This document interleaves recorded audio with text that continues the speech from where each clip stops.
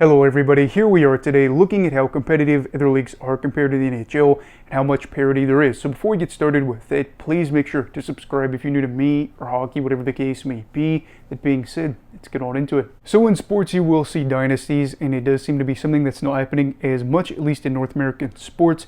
And the last time we probably saw a dynasty in the NHL was the 2010 through 15 Chicago Blackhawks.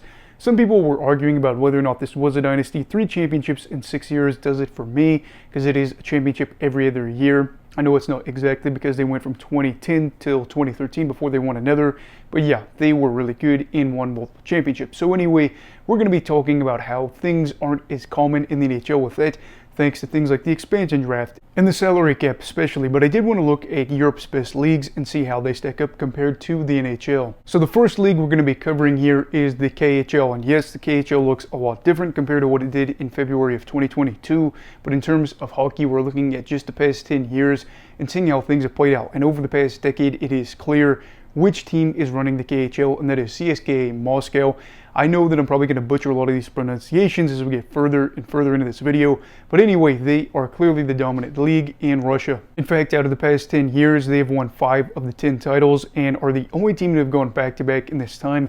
There's only been one other team to win multiple titles in this period. While they have had 5 teams go on to win the championship in a 10-year run, 7 of the 10 are shared between 2 teams, so it's not uber competitive in this league, although I don't think it ever really has been, even prior to the KHL existing. Then the second league we're going to be talking about is Liiga, and this is the Finnish hockey league. This seems to be the least competitive out of all the ones we'll be covering today, at least in terms of how many champions we've seen. That is thanks in part to Tappara. Again, I apologize for the pronunciations. Being the best team over the past 10 years, as they have won 5 of the 10, but are in the midst of a three-peat, possibly looking to win 4 in a row. The only other team to win multiple championships in this time is Karpat, I do believe, and they are, again, sharing the vast amount of championships over this 10-year run.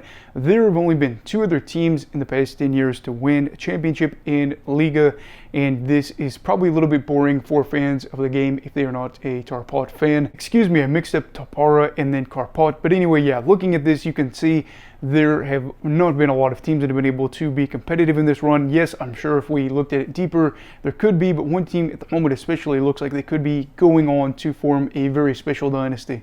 And then we have the league that I'm probably most unfamiliar with, that I probably should be learning a little bit more about, and that is the National League in Switzerland.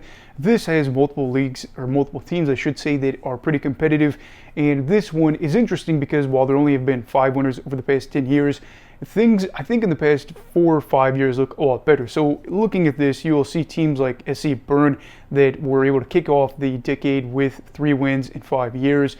And then you have some other teams like the ZSC Lions, who have scattered 3 championships across the past 10 years.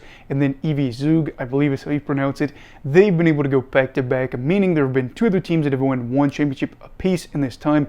But if you're looking at the past 5 years, there have been 4 different winners. So it is kind of promising. While there have only been 5, and that's about average for the league, they aren't in a spot with Liiga, where Tappara is running the entire league. And then we get to the final league, and that is the SHL, the Swedish Hockey League. And I know that I'm about to butcher these pronunciations, and I do apologize, but this is a league that I think is a little bit more known. And this has 5 champions over the past 10 years with the Vaxjo Lakers. We're just going to focus on the Lakers part because I definitely can say that, being winners 4 times, which is the most in this period. There have been some other teams as well, like Skellefteå, I believe that's how you pronounce it, that was able to go on and win 3 championships. Excuse me, they've won 2 championships, but they've played in 6 over the past decade. And then you have Frölunda HC, which is able to win 2 as well. 2 other teams are able to split it up where they got a title apiece. But I think looking at this league, especially, you are seeing one team, especially with the Lakers, that are relatively young in terms of being in the top league, that are doing pretty well for themselves. Now, how exactly does the NHL compare in this time? Well, they lead the entire pack with 8 different champions over the years, and I think one thing that sticks out here is there is no three-peat. In fact, it's kind of shocking to me that we even have 2 back-to-backs in this period, but the Penguins and the Lightning did the most they could. Tampa Bay nearly did win a 3rd championship had they been able to figure out a way to beat Colorado in the Stanley Cup Final in 2022. But either way, it does look like the NHL is the most competitive league and the league that will see the most champions over any given period of time. Now, I'm not looking at this and saying this is necessarily a knock on the other leagues. They have great players that have future up-and-coming NHL stars, former NHL guys and are able to do really well for themselves. Some of these teams are able to bring in huge crowds. But I do think if you're somebody that is looking for parity and just finding a league that isn't one-sided where one team is able to take the cake more often than not, then the NHL is probably for you. Is this me saying that the NHL is the best league?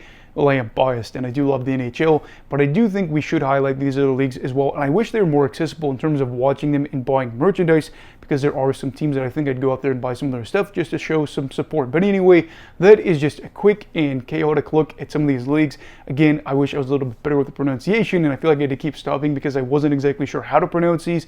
So I was, going over things again and again. Anyway, what are your thoughts on this?